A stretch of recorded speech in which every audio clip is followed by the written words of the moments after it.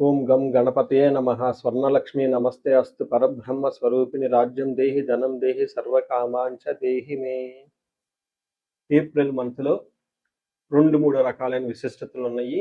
చాలా ముఖ్యం అందరూ తెలుసుకోవటం. ఈ మంత్లో జ్యోతిష శాస్త్రం ప్రకారం చూసుకుంటే 4 గ్రహాలు మారుతూ ఉన్నాయి. సూర్యుడు, కుజుడు, ఈ 2 క్రూర గ్రహాలు ఇవి మారుతూ ఉన్నాయి. బుధుడు, శుక్రుడు కూడా మారుతూ ఉన్నాయి. ఇవి శుభగ్రహాలు అనుకోవచ్చు. ఈ 4 యొక్క గ్రహాల యొక్క పరిస్థితిని, వాటి యొక్క స్థితిగతులను బట్టి ఈ మంత్ ఎలా ఉందో మనం చూద్దాం.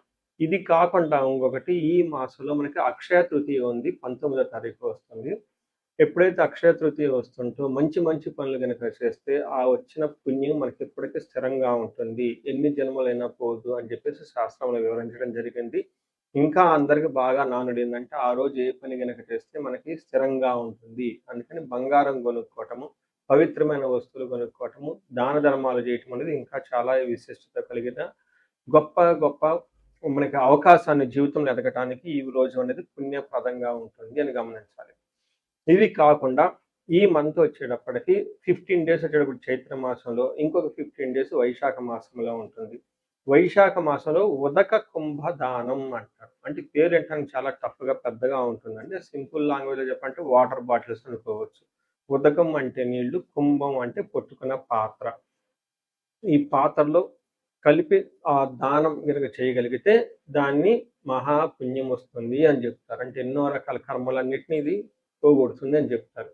ఉదాహరణకు మేము మా క్లయింట్కి ఒకళ్ళకి బెంగళూరులో ఈ ఉదక కుంభదానాన్ని 2-3 సంవత్సరాల క్రితం చేస్తాము. ఏం చేయాలి? ఒక రాగి చెంబు తీసుకొని దాని నుంచి మంచి నీళ్లు పట్టుకొని అందులో ఒక యాలుక్కాయ కానీ, ఒక లవంగా కానీ వేసి దానికి కొంచెం పట్టిక కానీ ఏదన్నా బెల్లం కానీ అందులో కొంచెం కలిపేసి ఆ చెంబుకి లేదంటే ఆ పాత్రకి మనం పసుపు కుంకుమ పెట్టి ఆ పాత్రతో సహా ఎవరికైనా సద్బ్రాహ్మణులు కానివ్వండి, వేద పండితులకు కానివ్వండి, పితృ సమానులకు కానివ్వండి, లేదా గురువు సమానులకు సంబంధించిన వాళ్ళకి కానీ మనం ఆ పాత్ర దానం చేయగలిగితే దాన్ని ఉదక కుంభ దానం అంటారు. ఇలా చేయగలిగితే సూపర్. అలా చేయలేని వాడు కూడా దానికి మీరేం నిరుత్సాహపడిన అవసరం లేదు. 2 ఇయర్స్ బ్యాక్ ఎప్పుడైనా ఒక వీడియోలో చెప్తే ఇది ఏం చెప్పానంటే, వాళ్ళకి వాటర్ బాటిల్స్ దొరుకుతాయి. మనకి చలివేంద్రాలని అవి ఇవిని పెడుతూ ఉంటారు పూర్వకాలంలో. ఇప్పుడు ఆ రోజు అలా పెడితే ఎవరు వాటిని కూడా చూడరు, తాగరు. ఎందుకంటే ఎక్కడ మనం ఏ కంటామినేటెడ్ వాటర్ తాగుతాము, ఏమవుతుంది, ఏ హాస్పిటల్కి వెళ్తే మళ్ళీ 2-3 వేలు బిల్లు అవుతుందని చెప్పేసి అందరూ భయపడుతూ ఉంటారు. కాబట్టి బెస్ట్ థింగ్ ఏంటంటే బ్రాండెడ్ వాటర్ బాటిల్స్ ఉంటాయి. అవి చక్కగా తీసేసుకొని అందరికి దానం చేసుకుంటా వెళ్ళిపోతూ ఉంటే అదే పుణ్యం వస్తుంది. ఇప్పుడు కాలమాన దేశ పరిస్థితులకు అనుగుణంగా మార్చి చేసుకుంటే చాలా బాగుంటుంది. ఇది నేను చెప్పడంతో 2 ఇయర్స్ బ్యాక్ ఒక లేడీ నాకు ఫోన్ చేసి, మీరు చెప్పిన ఉదక కుంభదానాన్ని వాటర్ బాటిల్స్ నేను నా నా కార్లో పెట్టుకొని తీసుకుని వెళ్ళానండి. అందరికి చక్కగా ఇచ్చుకుంటూ వెళ్ళిపోయాను. అందరు థ్యాంక్స్ చెప్పారండి అని చెప్పారు. ఇలా మీరు చక్కగా నీళ్ళని, వాటర్ బాటిల్స్ వీటిని కనుక దానం చేస్తే చాలా చాలా కలిసి వస్తుంది. సింహరాశి వారికి ఏప్రిల్ మంత్లో మనం చూస్తే ఫస్ట్ విశేషం తెలుసుకోబోయింది. ఇందులో ఉన్న నక్షత్రాలు మఖా 1, 2, 3, 4 పాదాలు, పుబ్బ 1, 2, 3, 4 పాదాలు, ఉత్తర ఫస్ట్ పాదం అంతా సింహరాశిలో ఉంటారు. పేరు బలం కనుక చూస్తే అది మా, మీ, ము, మేమో, టాటి, టూటే, టో అన్న లెటర్స్ అంతా కూడా సింహరాశిలో ఉంటారు. 4 గ్రహాలు మనం మూవ్ అవుతున్నాయని మనం చెప్పుకున్నప్పుడు కాబట్టి ఇందులో వీళ్ళకి ఒక్క గ్రహమే అనుకూలంగా ఉంది. మిగతా 3 గ్రహాలు ప్రతికూలంగా ఉన్నాయి. కాబట్టి ఈ మాసంలో సింహరాశి వాళ్ళు కొంచెం జాగ్రత్తగా ఉండటం ఎంతైనా అవసరం.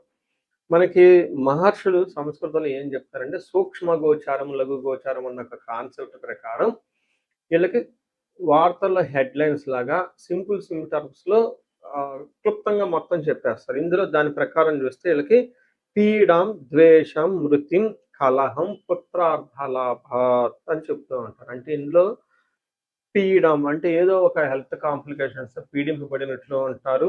మీ చుట్టూ వాతావరణం ద్వేషించబడినట్లు ఉంటుంది. అంతేకాకుండా మనకి మృతం అంటారు. అంటే ఆగిపోవటము, మనకి జీవితానికి లేదంటే లైఫ్కి కొంచెం ప్రమాదకరమైన సంఘటనలు జరిగే అవకాశం ఎక్కువగా ఉంటుంది. కలహము, శుక్రుని వల్ల గొడవలు వచ్చే అవకాశం ఉంటుంది. అంతేకాకుండా బుధుని వల్ల కొంచెం పిల్లల విషయంలోనూ లేదా డబ్బుకి సంబంధించిన వ్యవహారంలో మాత్రం చాలా అనుకూలంగా ఉంటుందని గమనించాలి.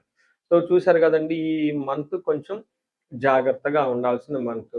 అయితే ఇందులో అవకాశాలు కూడా వచ్చే అవకాశం ఎక్కువగా ఉంటుంది. మనం డీటెయిల్డ్‌గా పాజిటివ్ ఏంటి, నెగెటివ్ ఏంటి అని తెలుసుకుంటే మీకు చాలా వివరంగా ఉంటుంది.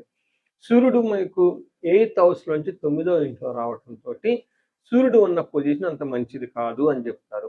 8థ్ హౌస్‌లో ఉండటం మంచిది కాదు. 15 తర్వాత మారుతూ ఉండటంతో మనకి సంస్కృతంలో మహర్షులు ఏం చెప్తారంటే నిందాపరాధం, కలహం, ద్వేషం, నిర్దోషచ్చ, ధనక్షయం, పుణ్యలాభార్థ నాశాచ, విచారో నవమే రవి అంటారు. అంటే 9వ స్థానంలో సూర్యుడు ఉండటం వల్ల 2 రకాలుగా ఫలితం ఉంటుంది. ఒకటి ఓవరాల్‌గా మంచి ఉంటుంది. అది ఓకే.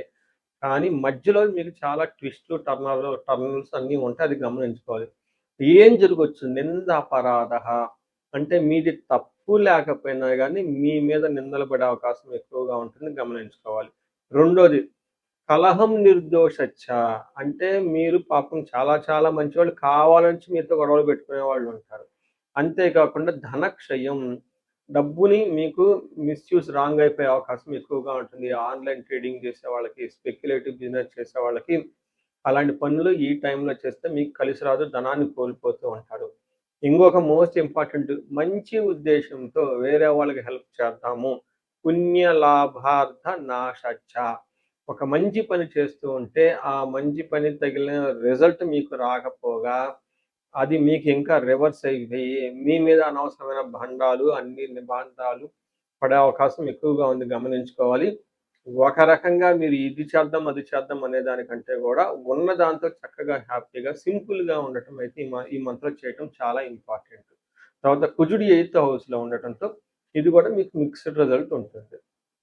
ఎప్పుడైతే కుజుడు 8థ్ హౌస్‌లో ఉన్నారో వాళ్ళకి రుణ స్థాననాశనం, రుణచ్ఛేదః అప్పుల గొడవలు ఎక్కువగా ఉంటుంది. ప్రొఫెషనల్ మ్యాటర్స్‌లో చాలా ఇబ్బందిగా ఉంటుంది. కొంతమంది జాబ్‌లోనే పోయే అవకాశం ఎక్కువగా ఉంటుంది. కార్యసాని క్యాం కార్యహాని స్యాత్ ఏదైనా పని చేస్తే అందులో ఆ పనిలో ఆటంకాలొచ్చే అవకాశం ఎక్కువ ఉంటుందని గమనించుకోవాలి. అయితే కుజుడు పాజిటివ్ అంటే మంచి కూడా చేస్తున్నాడు. ఏ ప్రకారంగా అంటే ధనం విషయంలో మాత్రం బాగుంటుంది. అంటే ఏ ప్రకారంగా చూసుకున్నా గానీ ధనంలో అయితే బానే ఉంటుందని మీరు గమనించాలి. తర్వాత 10వ స్థానంలో శుక్రుడు ఉండటంతోటి ఇది కూడా కొంచెం మిక్స్డ్ రిజల్ట్ ఇస్తుంది. 10వ స్థానంలో శుక్రుడు ఉంటే మీ చుట్టూ అప్పటిదాకా హంబుల్‌గా ఒబీడియన్‌గా ఉన్నవాళ్ళు మీకు ఎదురు తిరిగి సింహంలాగా గర్జిస్తారు అని చెప్పేసి మన శాస్త్రంలో చెప్తూ ఉంది. దానికి మనకేం చెప్తారంటే సంస్కృతంలో వ్యకులం చైవ నిస్సత్వం మర్ధానాశనం రిపుభయం స్త్రీహాని సౌఖ్యం ఆప్నోతి అని చెప్తారు. అంటే నిస్సత్వం అంటే స్ట్రెంత్ లేకుండా ఉండే అవకాశం ఉంటుంది. మనిషిలో అర్ధనాశనం ధనాన్ని కోల్పోతూ ఉంటారు. భయం శత్రువుల భయం విపరీతంగా ఉంటుంది. స్త్రీ సౌఖ్యం అంటే ఈ టైంలో స్త్రీలు అయితే పురుషుల ద్వారా పురుషులైతే స్త్రీల ద్వారా మీకు అప్పటిదాకా బాగా చక్కగా సపోర్ట్ ఇచ్చిన వాళ్ళు మీకు ఎదురు తిరిగి మిమ్మల్ని కావాలని పక్కదారి పట్టించే అవకాశం ఎక్కువ ఉంటుందని గమనించుకోవచ్చు. చూశారు కదండీ! ఈ ప్రకారంగా. అయితే శుక్రుడు ఇంకొక మంచి చేస్తున్నాడు. ఈ టైంలో ఎవరైనా గనక బంగారం కొనుక్కున్నా, కొత్త వెహికల్స్ కొనుక్కోవాలనుకున్నా ఈళ్ళకి మాత్రం కలిసొస్తుంది.